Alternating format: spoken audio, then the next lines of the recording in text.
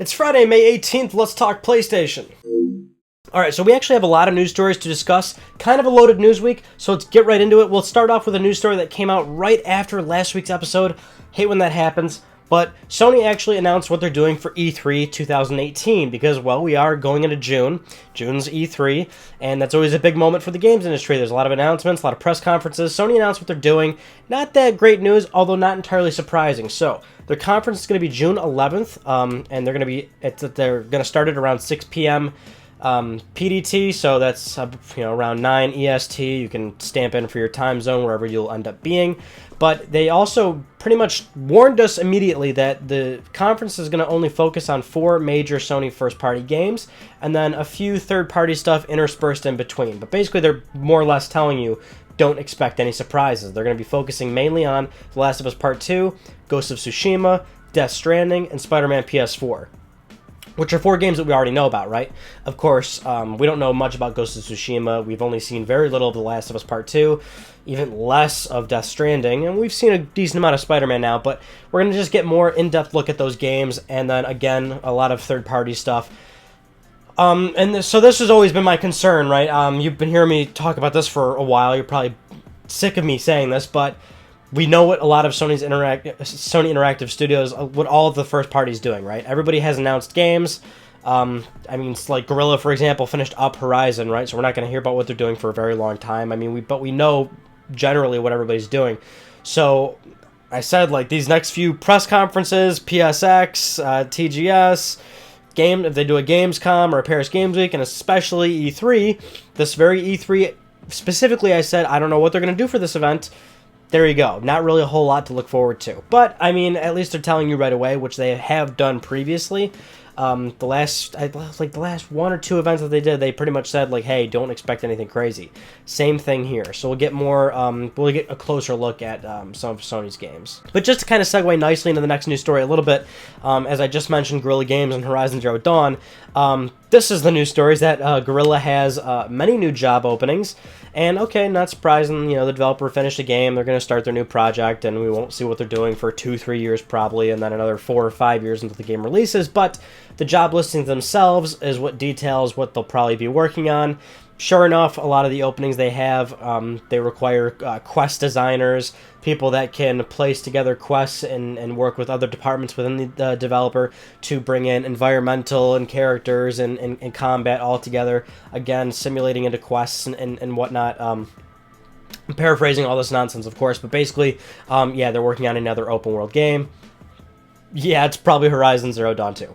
So, or Horizon, whatever the number 2 is going to be called. There's probably going to be a different subtitle, I would imagine. But that's great news. So we'll see what they're doing again in like a very long time from now.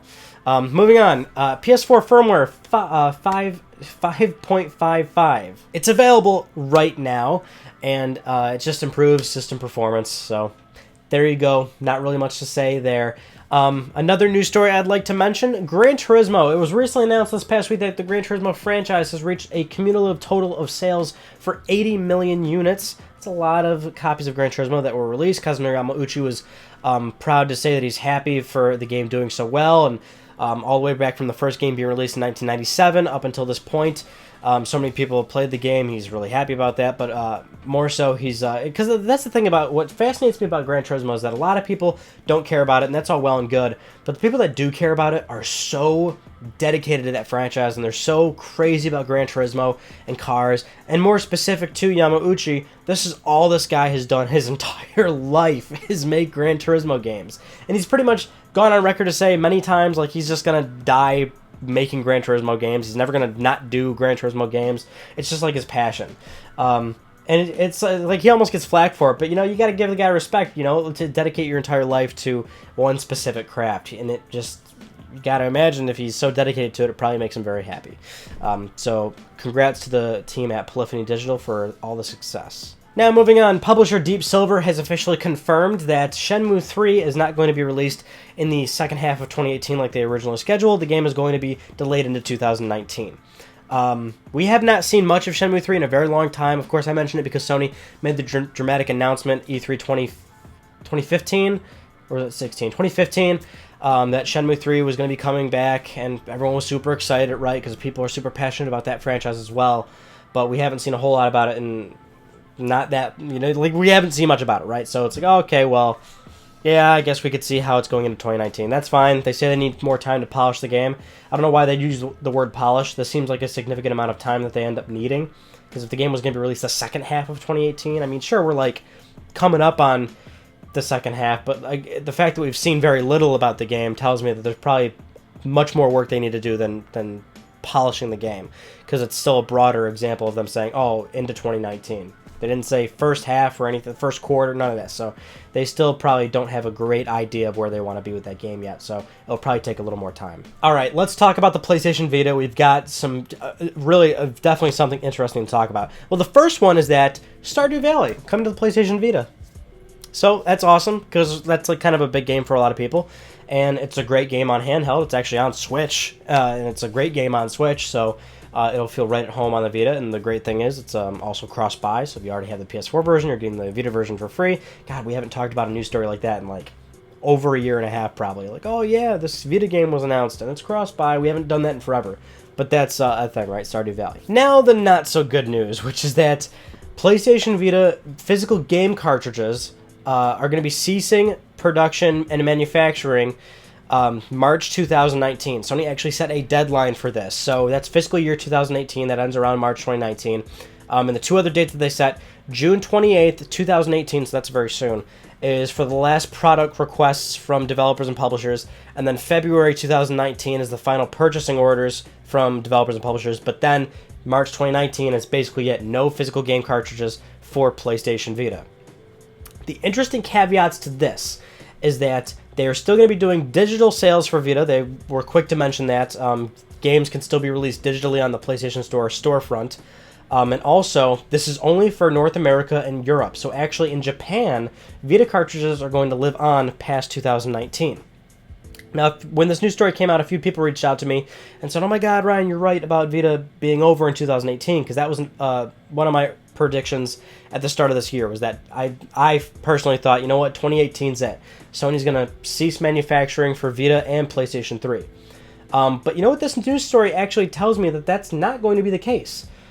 Because it's weird, we've never seen something like that, right? Where a manufacturer would come out and say, physical games are done at this date, but they didn't say anything about ceasing manufacturing for the hardware.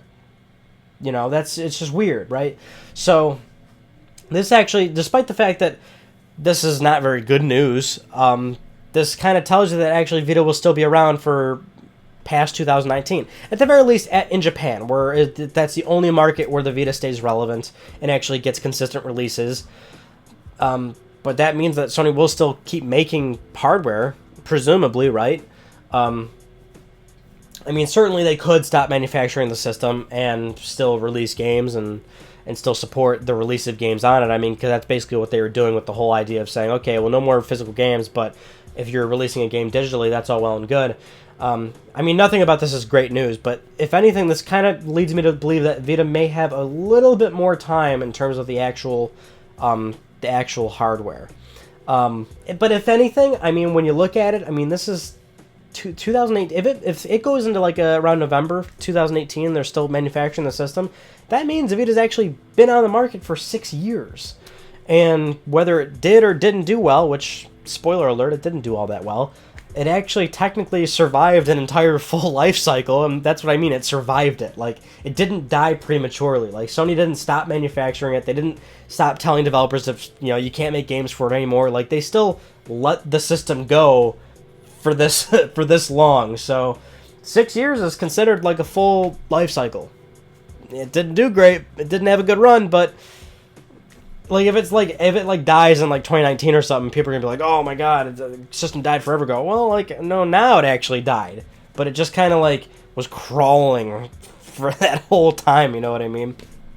It's unfortunate, but yeah, that's poor Vita. For our last news story, I thought this one was really interesting because we actually got a little origin story on the DualShock 4's Share Button, a major headlining feature on the PlayStation 4. A lot of people don't seem to kind of notice the impact that it's had, but it actually has made quite a big impact because it really popularized the whole photo mode in games nowadays, and a lot of people stream on it. A lot of people do share images on it. The system automatically takes pictures for your trophies. A lot of people like to share those. I mean, it kind of has really become a big place on the PlayStation 4, and it really has made a somewhat of a small but noticeable impact for sure. Well, anyway, Sony detailed where the idea originally came from, and it actually came from a team member on Sony Santa Monica.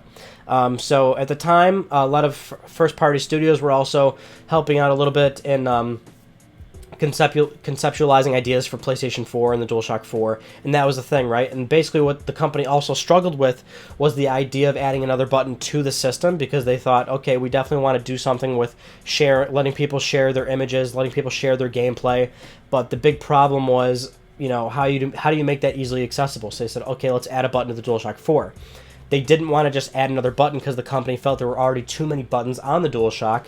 And so what they actually ended up doing was putting more buttons on the chopping block. And of course, what we now know of the start and select button, those are gone, and in place is the options and the share button, which Sony admittedly also thought was pretty funny, because the buttons are called start and select, but quite often neither of those buttons started the game or selected things in the game, right? They didn't actually serve their original function, so it was easy for them to get rid of it. Another interesting thing about what Sony was talking about with the share button was that early on, when they were approaching developers and letting people know about this feature that was going to be OS level, you know, where OS-wise the system was going to focus on allowing gamers to share their gameplay, many developers and many publishers actually weren't on board with this. They actually didn't want the idea of their games being shared so easily and making it so accessible for their games to be displayed to everybody else. And so Sony actually had to compromise with that, and that's why they let developers the option of blocking certain scenes or letting people block the game from start to finish. You'll often see that when you're playing PS4, and in the top left corner you'll get a notification saying screen recording stopped, or, you know, you've entered a block scene, you can't share here.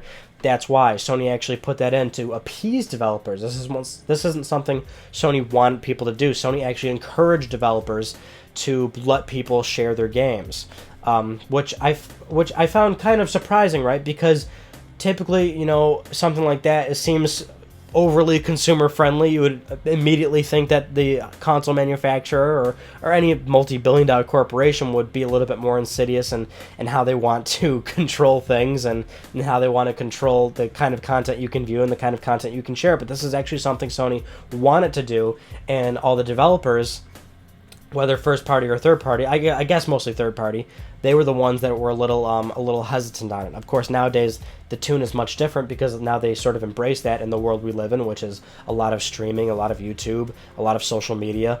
But I've read that and I thought, wow, you know, that really is, I didn't expect that to be the actual original story of the share button. Anyway, those are some of the news stories that I want to talk about with you guys this week. So, for the Monday video we did, I told you guys a few stories from the Nintendo Wii. I know not many people were psyched about that, because it's like, who wants to talk about Nintendo? But the Wii was an awesome little platform that actually did extremely well, and I shared a few moments with you about how I lost a Pokemon tournament, WarioWare, because that game was really awesome. But it was a fun video to do. So if you want to, go check that out. I implore you to. It's actually a pretty cool idea. So, not much else going on for you. Working on a few other... Here's what I'm doing, because a lot of you guys aren't super pumped about some of the new stuff we're doing. Right now I'm focusing on more long-form videos. So there's one I'm working on right now. It's taken quite a while. It's going to be like a much longer video, probably in excess of 20 minutes. But it's going to be one of those more in-depth analysis type videos, and I really would love you guys to check out this upcoming one and let me know what you think about it. It's definitely not going to be ready within like the next 2 weeks, but certainly coming down in the pipeline. And for now, I still have a few more videos I can upload, which are a little weird and a little different, and I don't expect many people to watch them, but if you do want to check them out, that'd be really cool. And that's pretty much it. That's pretty much all I got for you guys going on right now. I still didn't finish God of War because I'm too goddamn busy. But I'm in the process of buying a new car, and it's a process because it's not actually located in New York. It's located somewhere else, so I'm getting paperwork ready, and they're shipping the car over and all this jazz. So, and then when I got in my accident, I actually got a traffic citation, which was really also super annoying. So then I got a lawyer, and now I got a court date, and this is messy. I've been busy, dude. I can't even fucking play games anymore. It's been kind of a bummer, but just always filling you guys in on what's going on in my life near the end of talking some PlayStation nonsense. So thank you all for listening to me. Anyway, that concludes this week's episode of Let's Talk PlayStation. I'm Ryan Badecki. Thank you all so much for talking with me, and I will see you guys next Friday.